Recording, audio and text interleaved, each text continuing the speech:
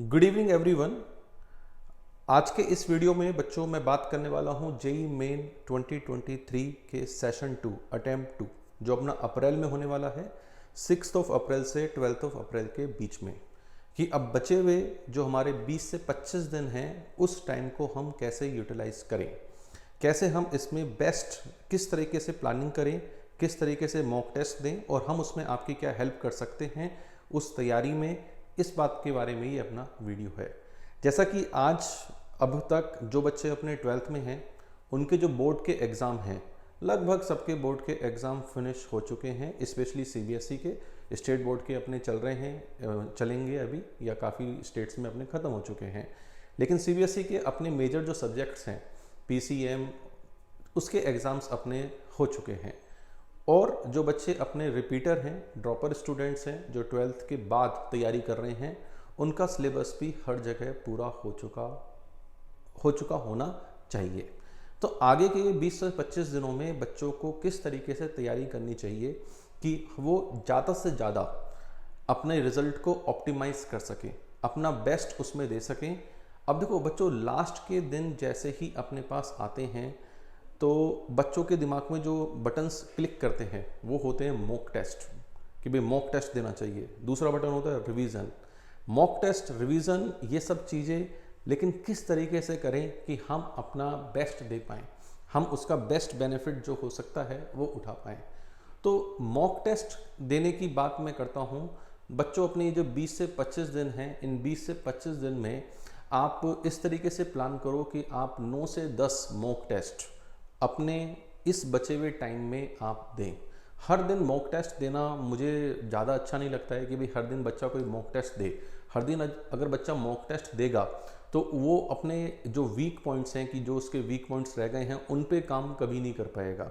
भाई पूरे अगर दिन में 3 घंटे वो मॉक टेस्ट दे रहा है और बाकी बचे टाइम में पढ़ रहा है, तो मुझे लगता है समटाइम एग्जॉस्टिव भी बच्चा हो जाता है कि यार पेपर देते देते, डेली पेपर देते देते फाइनल तक वो एग्जॉस्ट हो जाए। तो आई एडवाइस ऑलवेज कि भाई एक दिन छोड़ के हमें मॉक टेस्ट देने चाहिए। अब मॉक टेस्ट देने के लिए सबसे अच्छी प्रैक्टिस कहाँ से हो सकती है, भाई कहाँ से हम सबसे अच्छे मॉक टेस्ट दे सकते हैं। आप जहाँ कहीं भी पढ़ रहे हैं वहाँ पे आपके रेगुलर इंटरवल पे अपने मॉक टेस्ट होते हैं। रेजोनेंस जयपुर में भी अपने मॉक टेस्ट प्लान्ड हैं, वो बच्चों को बता दिए गए हैं। उसके साथ साथ बच्चे सेल्फ मॉक टेस्ट भी दे सकते हैं। अब सेल्फ मॉक टेस्ट देने के लिए सबसे अच्छा रिसोर्स क्या है? सबसे अच्छा रिसोर्स है बच्चों PYQs। मतलब जेई 2022 में या जेई 2023 के जनवरी सेशन में भाई किसी बच्चे ने दिया होगा तो एक पेपर दिया होगा, लेकिन बाकी 11 के एक तरीके से उसके मॉक टेस्ट की तरह काम में आ सकते हैं। तो अपने जो PYQs हैं, जो अपने प्रीवियस ईयर में पेपर हुए हैं, हम उनको एज सच 1 थ्रो में, मतलब 3 घंटे का टाइम लेके हम उन पेपर्स को दें।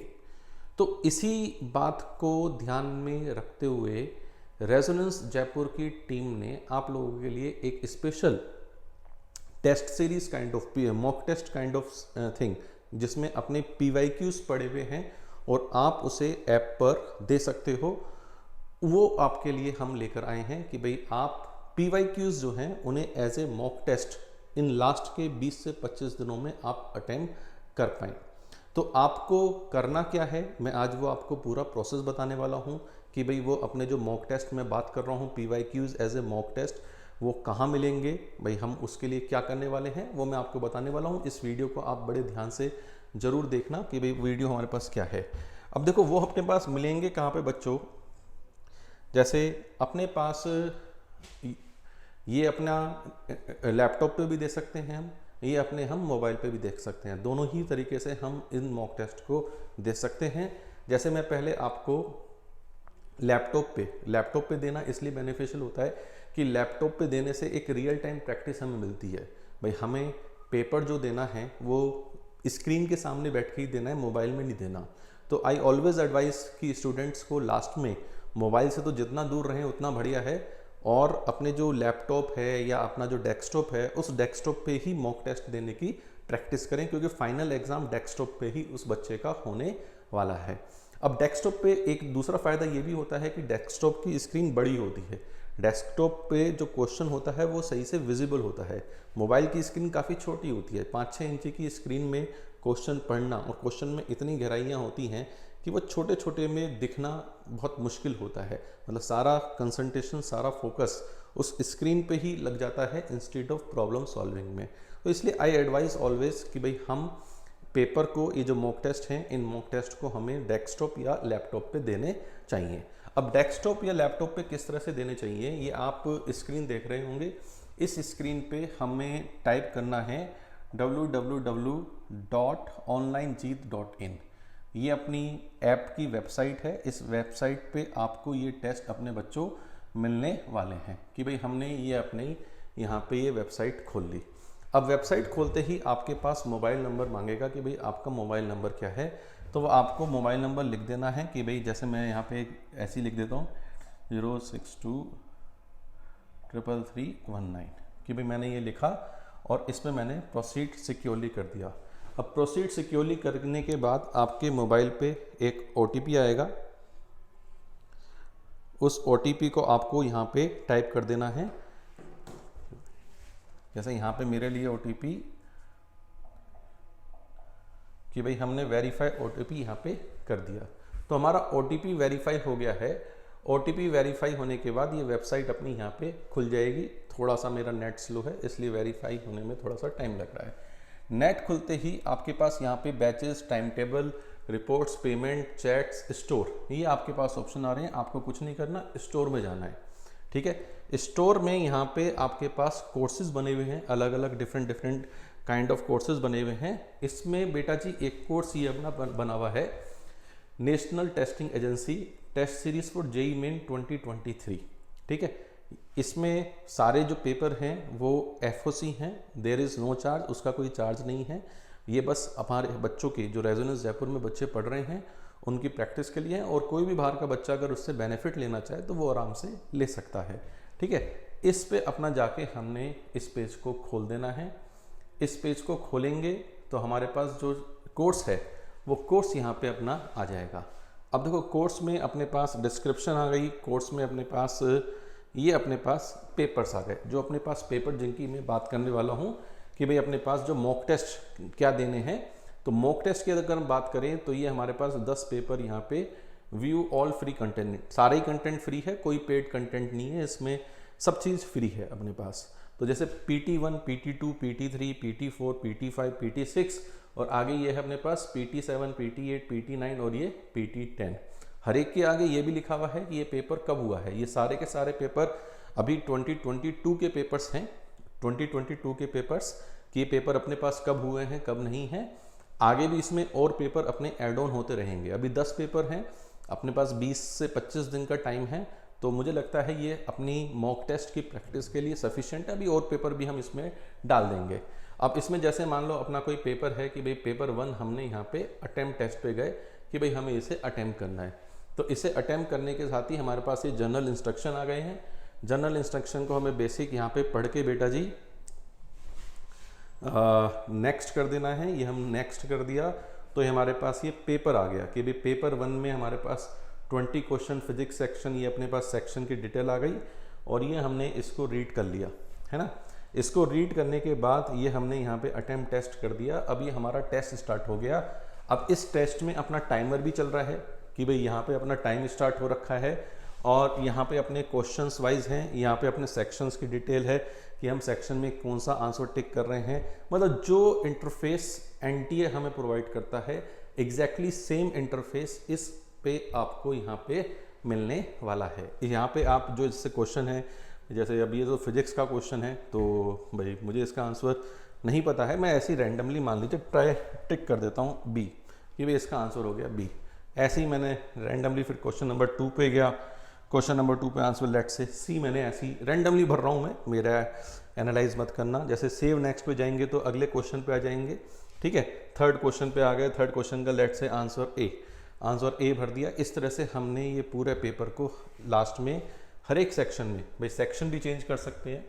यहाँ पे फिजिक्स सेक्शन 1 है, ये इंटीजर टाइप है, ये केमिस्ट्री सेक्शन ऑब्जेक्टिव वाला है, ये केमिस्ट्री इंटीजर टाइप है, ये अपना मैथमेटिक्स का पेपर है। ठीक है, तो मैथमेटिक्स में तो खैर मैं देख सकता हूँ, लेकिन थोड़ा टाइम लगेगा, मैं भी पेपर सॉल्व नहीं कर रहा हूँ, है ना। तो आप इससे बढ़ सकते हैं। और यहाँ पे पेपर देने के बाद ये सबमिट टेस्ट का यहाँ ऑप्शन है, इसे सबमिट कर सकते हैं। ये सबमिट करने के बाद आप पूरा पेपर अटेम्प्ट करने के बाद ही सबमिट करें, ठीक है, कि भाई आपने कितने क्वेश्चन अटेम्प्ट करे हैं, कितने क्वेश्चन का आंसर दिया है, कितने क्वेश्चन रिव्यू के लिए छोड़े हैं, सब ये डिटेल आपके पास यहाँ पर आ जाएगी। जैसे ही आप टेस्ट पेपर यहाँ पे सबमिट कर देंगे कि भाई आपने ये टेस्ट पेपर सबमिट कर दिया। अब यार मैंने 3 तुक्के मारे थे और तीनों के तीनों सही, अरे वाह, बहुत मतलब अच्छी एक्यूरेसी है। करेक्टेड आंसर 3 ही तुक्के मारे थे और तीनों के तीनों अपने सही हैं, है ना। तो यहाँ पे मतलब बाई चांस मतलब अच्छा तुक्का है, भगवान करे आपका दिन भी ऐसा ही रहे। इसके बाद हम यहाँ पे समरी भी देख सकते हैं। समरी वगैरह में ना जाके यहाँ पे हमें व्यू सॉल्यूशन जरूर देखना चाहिए कि भाई हमारे जो पेपर हुआ है उस पेपर में जो हमसे क्वेश्चन हुए हैं और जो नहीं हुए हैं उनका आंसर सॉल्यूशन क्या है। जैसे पेपर है ये, उसका आगे हमारे पास यहाँ पे सॉल्यूशन मिल जाएगा। भाई ये तो क्वेश्चन हो गया, ये क्वेश्चन का आंसर हो गया, मैंने सही आंसर भरा था तो सही है, वरना उसमें आपका ये भी आएगा कि आपने क्या भरा था, और ये उसका हमारे पास क्या हो गया, सॉल्यूशन। इस तरह से हम अपने पहले एक पेपर दें, भाई जैसे PYQs में हम पहले पूरा एक पेपर दें और पूरा एक पेपर देने के बाद हम उसे एज ए मॉक टेस्ट देने के बाद उसको एनालाइज करें कि भाई हमने कितने क्वेश्चन सही करे हैं। जो सही करे हैं उन्हें ज़्यादा देखने की ज़रूरत नहीं होती। जो क्वेश्चन हमारे गलत हुए हैं या जो क्वेश्चन हमारे नहीं हुए हैं उनके पीछे रीजन क्या रहे हैं। क्या हमने कैलकुलेशन मिस्टेक करी है, क्या उसमें कैलकुलेशन लेंदी थी जिस वजह से हमने बीच में उसे छोड़ दिया, क्या वो एक ऐसे कॉन्सेप्ट से था जो हमें नहीं आता है, उसका फॉर्मूला हमें रिकॉल नहीं हुआ या वो कॉन्सेप्ट हमें वहाँ पे स्ट्राइक नहीं किया, या फिर कोई और सिली मिस्टेक हमने, कोई और ब्लंडर, कोई और पाप हमने वहाँ पे कर दिया है। तो इस तरीके से अगर आप 10 से 12, भाई 10 पेपर मैं आपको यहाँ पे दे रहा हूँ, 10 पेपर भी अगर आप कर लेंगे इन बचे हुए 20, भाई आज 15 तारीख है और 6 तारीख से आपका पेपर है, तो अप्रैल तक अगर आप 20 पेपर भी आप कर लेते हैं तो ये आपकी प्रैक्टिस में मतलब एक आपको बहुत ज़बरदस्त कॉन्फिडेंस देगा कि भाई हमारा जो पेपर होने वाला है वो इसी तरह का पेपर होने वाला है। और यहाँ पे जितने हमारे मार्क्स आ रहे हैं उसी के आसपास मार्क्स हमारे एक्सपेक्ट कर सकते हैं कि भाई जेईई मेंस में हमारे आएंगे। तो ये आपकी बेटा प्रैक्टिस को बहुत बूस्ट करेगा। इस तरह की प्रैक्टिस आप करोगे तो आप कॉन्फिडेंट फील करोगे कि हाँ यार पेपर में इसी तरह का पेपर आना है और हम इस तरह के पेपर को अच्छे से फोड़ सकते हैं। तो ये आपकी तैयारी के लिए बेटा एक इम्पोर्टेंट टूल हो सकता है, लेकिन इम्पोर्टेंट टूल ये तभी होगा जब आप इसको ईमानदारी से पेपर दोगे, ईमानदारी से प्रैक्टिस करोगे। अच्छा, ये जो पेपर है हम अनलिमिटेड नंबर ऑफ टाइम्स इन्हें अटैम्प्ट कर सकते हैं। ऐसा नहीं है कि हमने एक बार अटैम्प्ट किया तो फिर हम दोबारा अटैम्प्ट नहीं कर पाएंगे। हम इन्हें unlimited number of times attempt कर सकते हैं। बट आई एडवाइस कि बच्चा एक ही बार अटैम्प्ट करे और बिल्कुल प्रॉपर टाइमिंग के साथ, कि भाई अपनी जो भी टाइमिंग है 3 घंटे का टाइम लेके। इवन टाइमिंग में भी मैं बच्चों से कहूँगा कि भाई जैसे अपने 10 मॉक टेस्ट हैं तो 10 मॉक टेस्ट में से आधे मॉर्निंग शिफ्ट टाइमिंग के हिसाब से दे और आधे इवनिंग शिफ्ट टाइमिंग के हिसाब से दे। भाई यू नेवर नो कि भाई आपकी कौन सी शिफ्ट आने वाली है, आपकी मॉर्निंग शिफ्ट आने वाली है या आपकी इवनिंग शिफ्ट आने वाली है, आपको नहीं पता है। इसलिए अपनी बायोलॉजिकल क्लॉक उसी तरीके से सेट हो कि उस टाइम में हमें पेपर देने की प्रैक्टिस रहे। भाई जैसे मॉर्निंग टाइम होता है 9 to 12 आई थिंक, और इवनिंग टाइम होता है 2:30 to 5:30, तो उस टाइम फ्रेम में, उस टाइम में हमारी बायोलॉजिकल क्लॉक इस तरीके से सेट हो जाए कि हमें पेपर देने की प्रैक्टिस हो, कोई नींद नहीं आए, कोई उबासी नहीं आए, कोई इस तरीके की चीज़ें हमारे साथ ना रहें। तो बच्चों, this is for all your practice.